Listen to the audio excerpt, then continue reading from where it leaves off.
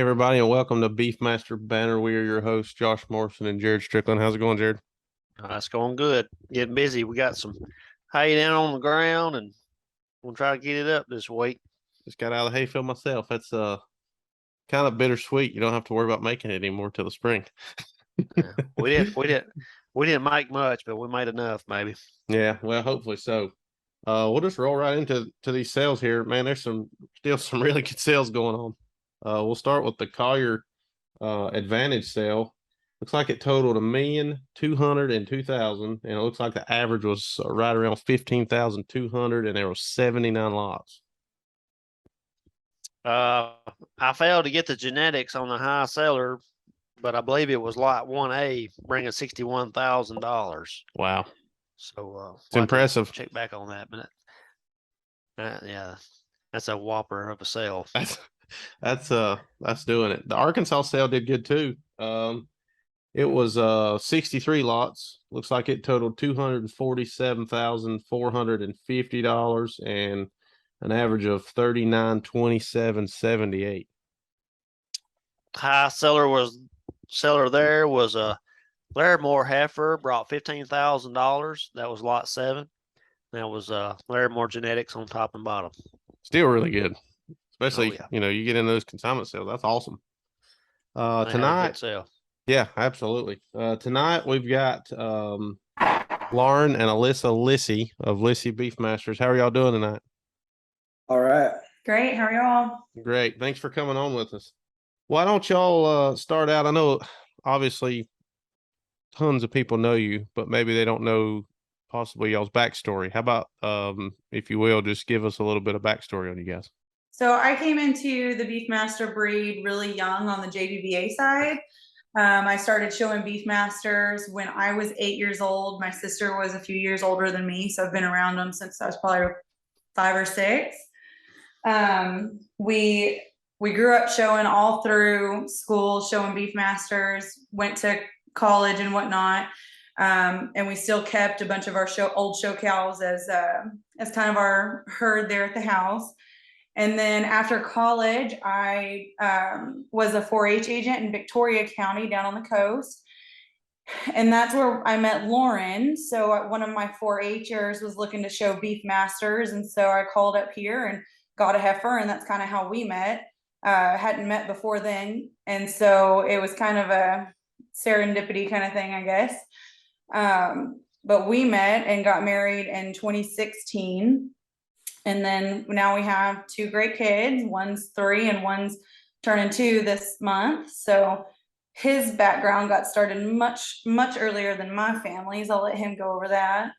Yeah, I always tell Alyssa she fell in love with my cows before she fell in love with me, and she'll argue that, but I think that's what it was. So a little background about Lyssy Beefmasters. I'm 3rd generation, so I was kind of born into this, had no other direction to go but Beefmasters. My grandpa Henry Lyssy started, he bought his first bulls kind of around 1970, 1971. And once he started, crossing them on his commercial F1 type cows, and saw what the calves did, and what we always preach to everybody about using Beefmaster bulls. My dad and uncle George, they decided they were going to jump off in the registered business, and that was in 1972. So we've been around for 50 years. I graduated high school in 2007, and thought I was going to go play baseball somewhere, and had some run-ins with some injuries. And so we shifted gears and started focusing on the ranch more, and kind of took a liking to that, and had a big idea about being a vet. And I did some internships one summer, my freshman year of college, and figured out that vet deal was probably not the route I needed to go. And that's right around that time we started flushing our first 2 donors. And always appealed the AI, creating genetics, putting breeding pieces together. And that was kind of one of the big knack geek type deals I got off and enjoyed doing all the time, and figured out the embryo route is where I wanted to be and go. And so we kind of ran off there and went and got my master's in reproductive physiology there at Tarleton State, and came back to the ranch about 2012, 2013, met Alyssa, got married, and kind of just started beating down the road ever since. And just kind of future beholds with our kids there, where we're going to go. And it's been an exciting road and exciting future. And that's kind of always try to think out 5 to 6 years ahead where we're going to be, to kind of see the light at the end of the tunnel and guide us down that way. And the future is bright with our kids, as young as they are, and they eat up the cows probably more than what we did when we were their age. So that's a good sign. Hopefully they'll want to take this thing over and keep going in great grandpa's footsteps of what he started out to do. Yeah, absolutely. Absolutely. Now you go all over the place doing embryo work, right? Yeah, I've traveled quite a bit. I've traveled down into Mexico, done a little bit of work in Costa Rica for some people there. And then I go quite a bit to the East Coast, Carolinas, Florida, Georgia, all over that country. So if you want it done, I can do it.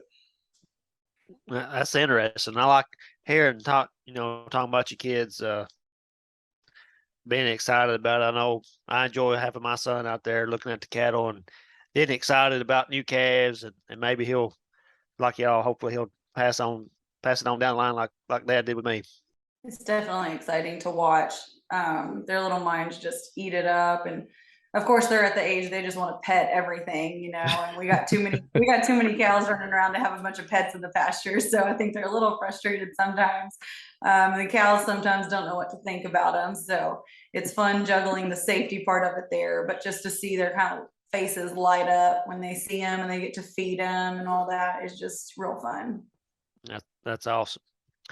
Well, I guess kind of jumping into the cattle a little bit. I know most people are familiar with the cattle, but for those that are new and may not know or want to know more about it, we typically ask what y'all's favorite bulls. I know y'all got several, but do y'all have some bulls y'all got coming up, or ones you're really wanting to promote? Y'all just take this time to talk about them, or what if you want to. I guess kind of there's a few of them. We always go back to the great, Maverick. He's still one of my favorite bulls. Just does everything right. The consistency of his calf crop across the board, regardless, even now, is just crazy to me. He passed away this spring, but we've started using him a lot more than flush, and then kind of took a break from using him a little bit because we were so close on generational with sisters and daughters and things like that. So we took a little break, but now we're going back to them, and kind of what the future holds, I guess, of the most exciting new little bulls we got coming up is a bull named Standalone and a bull named Custom Made. They're both enforcers' sons, different in their own rights. Standalone is a enforcer out of a Maverick daughter raised by first calf heifer, and he's got a 5.79 IMF, and kind of saw him coming along, got the scan back, and knew it's kind of a breeding piece we need to keep in the program to keep pushing our IMF and quality grade along, because the industry just demands that. And then Custom Made was a bull ET calf out of our pure pleasure cow that we bought from Swinging Bee a few years ago, and we got those ET calves back that year, and he walked off the trailer and was just a man child. And I told Alyssa, I said, there's our red pole bull that we need to do something with. And both those bulls we retained ownership in and partnered with some really great breeders. Our Standalone bull we're partnered with G4 Ranch, who's also in our production cell with us coming up. And then our Custom Made bull is actually, we partnered with 2 newer breeders, Little Goodwin Cattle out of Florida, and then S3 out of Poteet, Texas. And we've got Custom Made and Standalone calves on the ground right now, their first calf crop, and we're very, very excited about what the future holds for those 2 young bulls. So the future's bright for them. Just, take it a day at a time like everybody else and keep putting the matings. And then our newest little kind of ace in the hole, I'll let Alyssa tell you, because that's her bull. So we have a little bull that we actually just decided to keep, that we haven't bred yet. He's just turned into this fall, so we're going to start playing with him a little bit. He is also an enforcer, but he goes back to my Maryland cow, which was a Riding Dirty daughter out of a Logan Legacy cow.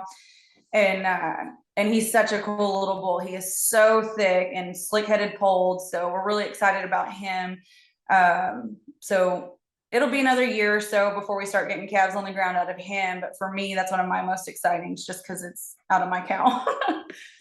Absolutely. Sounds like the future's bright as far as bulls go, for sure. And it's pretty cool because every episode it seems like we preach, cow family, and it just goes to show on all these episodes, everybody talking about, you're talking about Maverick, and you can pretty much trace him back to, I don't know, I would say most of everything in your pasture just about. Yeah, I think we looked the other day through some pedigrees on some cows, and he's already third, fourth generation on a few things. And it's kind of neat with the production cell, putting it all together for this will be our third one. We've planned probably about 5 or 6 of them, and finally decided to pull the trigger and have a few of them. But there's been some bloodlines that we've traced back on the Lyssy herd that we've gone back 5 to 6 generations now of all Lyssy breeding top and bottom. And that's one thing we really, really pride ourselves on here is, we're not a make them and sell them type family. We're going to breed them, use them, keep them. Alyssa calls me the cow hoarder, but when you find good cow families like that, it's just, you got to wrap yourself around them. And, Dad, George, and Grandpa, when they put the business together, their motto was hardworking cattle are easy to stand behind. And that's nothing but the truth. You just see that in those cow families that hit every year and breed back and time again, those daughters. I mean, we've got it all over, and some will miss, some won't, but if you can wrap yourself around that predictability, you set yourself up for success quite often. It's so much better. I mean, as far as that goes, but yeah, I mean, just like we're talking about, it's utmost importance to have that predictability in those cow families, and it does nothing but help, Right. sell them, when you go to sell them, because people can see there's plenty of them out there. People can see the consistencies in them. Well, and having that many generations stacked together on y'all's breeding shows that you have a lot of trust in them too, to do what they need to do. I was kind of curious. I had a question about, did you say that bull was called Ace in the Hole, or the young bull you're talking No, about? Or do you have I a name? called him the Ace in the Hole, but his name is Lyssy's Inferno. Okay. Look him up. You should have just called him Alyssa. No, Yeah, Alyssa's bull. Hey, Alyssa. I'll remind them every single time. We have some color coded tag systems. It gets a little complicated for us, but I make sure that all my cows have my tag color in their ears, so they'll remember every time they see them. That way he don't forget. Exactly. Yeah, Alyssa swindled that cow out of I think a birthday or Christmas I didn't gift. swindle anything. Oh boy. So, kind of talking about cow families. So, some of your standout females, maybe younger. I know you've got a good lineup of donors. Tell us some about those. Yeah, we have a fairly large group of donors. And they're kind of slightly diverse in what they offer, which I think is a positive note for our breeding program, but also because we sell quite a few embryos internationally as well. So we have kind of an eclectic group of donors that we make different ways to kind of give us some versatility out of our embryo calves. So one of the donors that we raised here on the ranch is Karma. We're selling a flush on her in the production cell next month.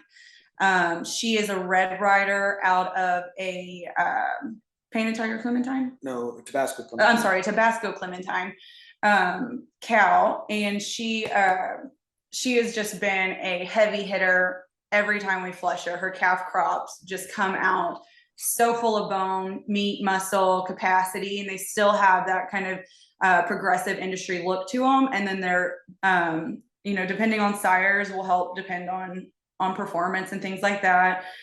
Vogue is another one. She's the one that's out of she's a Maverick daughter, and she's out of a painted tiger Clementine. And so that's another one of the big ones she's got a lot of bone, a lot of capacity. And we sure love her. She gave us the reserve national champion at JBBA nationals in 2021. So she produced her. So a lot of look and dimension to that female. We have an enforcer daughter that's coming up. She had her first calf in the spring, so we're getting ready to start flushing her as well. We call her Boss Lady, but her number is 99/647, I think. And then hopefully Prada will be another one. That's the Vogue daughter that won nationals. She's still a little young to be flushing on yet, but we definitely have our eye on her to see kind of how she's going to turn out and get that first calf on the ground, that kind of thing. So we're really excited about some of our donor herd and what they bring to the table, because for us, what decisions we make today as far as matings, we don't actually see production out of it for 2 years, whether it's a cow or a bull, so you can't really afford to keep making matings of the past. You continually have to be looking forward, like, hey, this mating worked, but we could make it better maybe if we used a different bull or XYZ. There's all those different variables, and whatever you're doing today doesn't affect you today, it affects you in the future. So you kind of have to keep that in mind and keep that progressive mentality going. And I really think our versatility and our donor program helps us do that. Well, and something one of you mentioned a little while ago was, you're always looking 3 to 5 years in the future. I'm a true believer, especially in the purebred business. If you're not doing that, you're falling behind.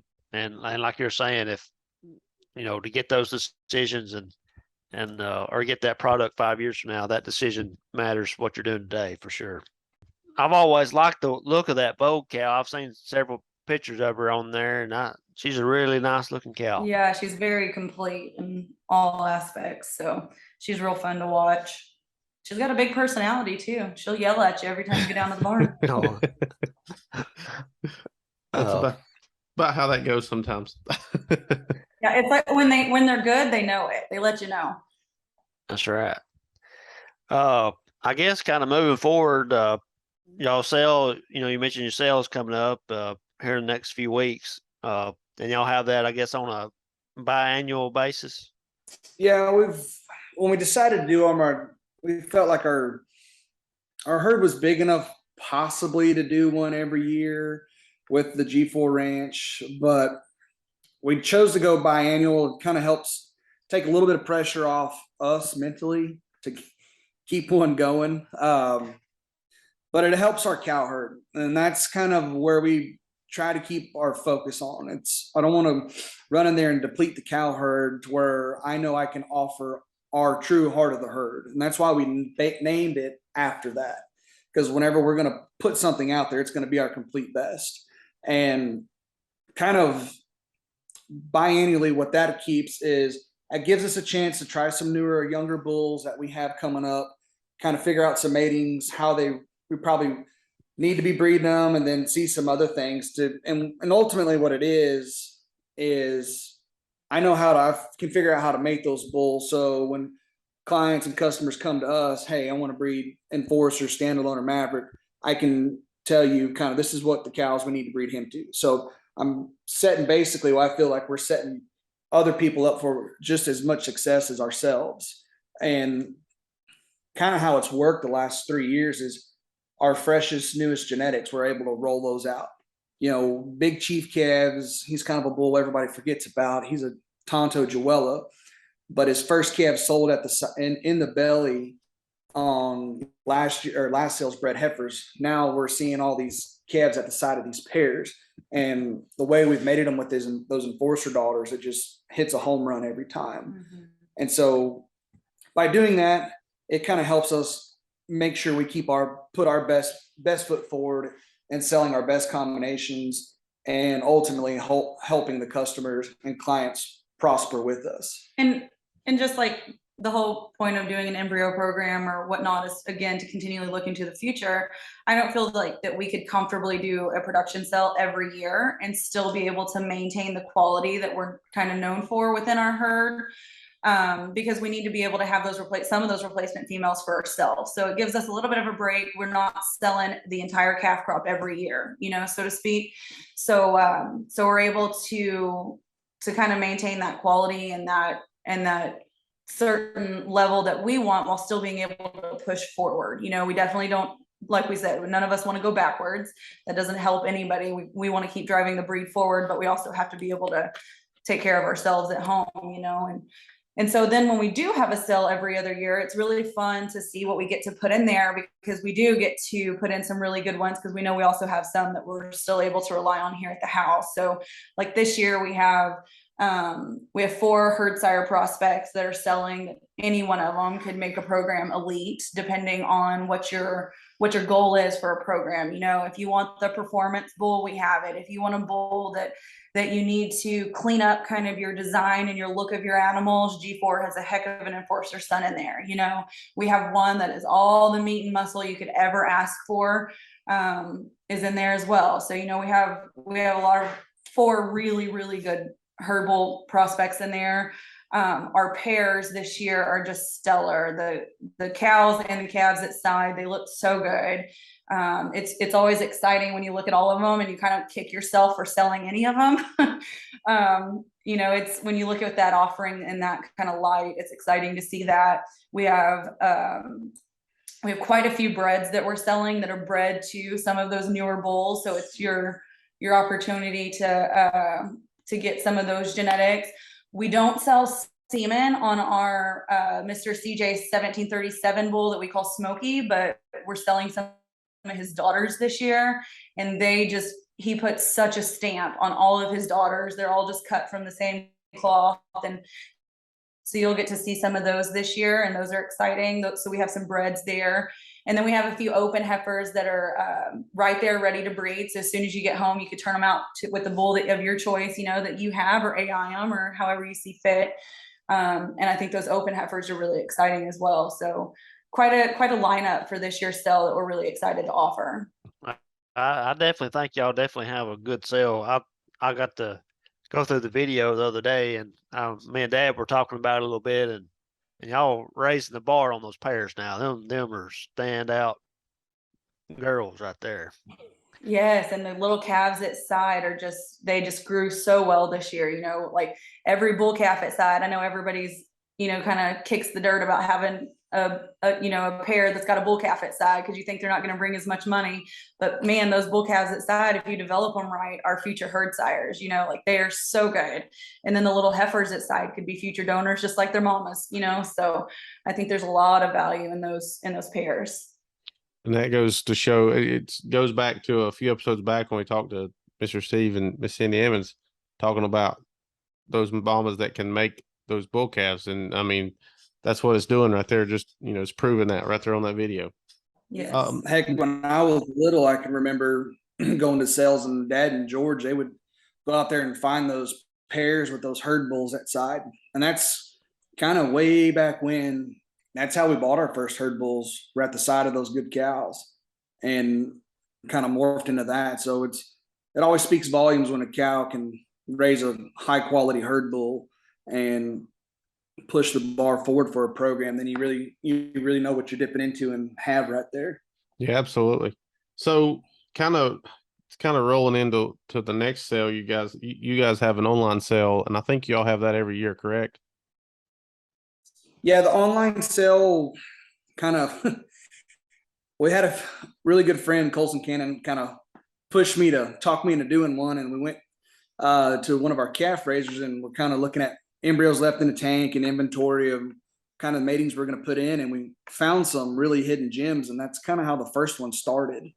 And just kind of a unique way to sell all of our best genetics. And that's kind of on the embryo side of stuff. I kind of get a little nerdy about some of that. And I just always remember stories growing up of what flushes sold for and embryos sold for. And I mean, that always to me was always a real cool thing. And I thought about trying to recreate the wheel, bring that stigma back. And, the quickest way to the top of our herd is you go through the embryo tank, because everything in that tank is what we put in yesterday, or for tomorrow, what we're putting in for the future. And so we decided to have it in the spring. I think our first one was March of 21. I thought we did it. our No, first we- one in October. March of 21 after the production sale. And it was a good hit. We had a whole fun, wild time. All the family got together, had dinner, and watching that thing happen. And it was unbelievable. I think it was the first one Bruce had ever been a part of online too. And I don't think he knew what to do with himself at first because it was just doing all of it for him. He couldn't yell at nobody or see anything. And it was pretty fun. It was pretty comical. I joked with him I was going to do a Facebook Live and let him get on there, hit it again, you know. But he's such a character, so he had fun with it too. But we do them twice a year, March and October of each year, except for the year that we have a production sale. Those embryos and semen, of course, are sold at our production sale. So the online genetics, what we do with that on the semen especially, we went to where we stopped selling semen private treaty all year. It was just getting too much for us to keep up with paperwork. We're very much family owned and operated. I don't have anybody to work for us in the office or anything like that, you know. And it was just getting really cumbersome on the paperwork side. So we made it really simple on ourselves to just sell semen twice a year, March and October. And then of course our embryos as well. So that's really your only opportunity to kind of get semen and embryos from us. Yeah, and it does great. I mean, they always bring a lot of money. Yeah, I always enjoy watching to see what all that brings. I know. Us too. We're sitting on pins and needles. We don't, you know, it's a wild time for everybody. It is. Yeah. It is. And now y'all also have a bull sale, first annual bull sale coming up. So, I mean, you're very diverse. I guess you'd say diversified as far as sales. I think that's the word I want to use. I mean, you give people plenty of opportunities to buy your genetics. Tell us about the sale coming up. So it'll be our November 4th in Wauchula, Florida. We'll have our first annual premium power bull sale. And we've sold for years since I took the ranch over, a lot of private treaty bulls. And we were involved in some other bull sales throughout the industry, and very, very glad we were a part of those and used them as stepping stones and just really kind of grow. But we kind of felt that, you know, we were getting big enough to where we needed to do our own thing and have our own sales. We went from selling 40, 50 bulls private treaty every year to where now we're realistically raising right at 100 bulls with our cow herd, and as big as our ET program has gotten. So it's kind of a new venture, new depth of waters for us to wade out in. I know my Uncle George, he's always wanted to have a bull sale and was one of his big dreams. And I told him the other day, I said, now we're having one, time to put our big boy britches on and get after it. And so it's a big learning curve. We've got the video shot, catalogs are putting together for that deal. Spent a lot of time on the road talking to potential customers, meeting new people and things like that. And it's just to see it morph and what our vision is for the future. It's quite exciting for us, but mainly for the breed. I mean, I think Beefmasters is probably one of the hottest breeds out there in the commercial market, and there's just nothing but room to grow. And I think by having more great bull sales out there, we're going to grow the breed and prosper as a whole. And the future looks really, really bright for us as a breed. I definitely agree with that statement for sure. And I guess speaking of the future and the brightness, we have a lot of new people coming into the breed, it seems like. And we've asked nearly everybody, I guess, on this podcast, especially our folks that have been in the breed, especially like y'all for so many years. So what I guess will be your advice to new breeders? Travel. Go look at other programs, see other programs, study what they're doing, what works, use it as a learning tool. I remember how we found one of our riding dirty bull and his two sisters. We went to Davin Vaughn's up in Missouri one summer. He bought some Maverick semen, had some really good Maverick calves, and me and Dad one day jumped in the truck, drove up to Mount Vernon, Missouri, and started kicking through his cows and seeing his program, seeing what he was doing, different than what we were doing. And we saw some genetics that was really, really doing good. And then we saw 3 embryo calves walk up to the truck, and we just had to have them. You know, we bought those calves off of receps, and it turned into be 2 big mainstay donors and a semen sire for us. And then, you know, saw some things that, you know, maybe shouldn't breed certain genetics this way or that way. And I looked at that, and, you know, that next fall we were going to breed some of those bulls, and we made a change in a different direction on how we were going to use those. And we kind of avoided probably, a little mishap, or maybe not the best we could do with the way we thought we should breed them.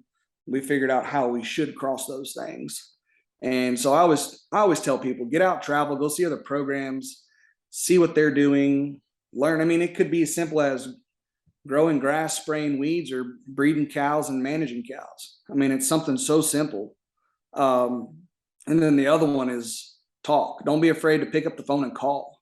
Alyssa probably gets a little frustrated with me. We're always on the phone talking to breeders and customers and things like that. Just, if you got a question, call. There's no wrong answer. There's none of that. So if I can help you avoid a mistake and avoid a bump in the road and get you further down the road, that's where we want to be.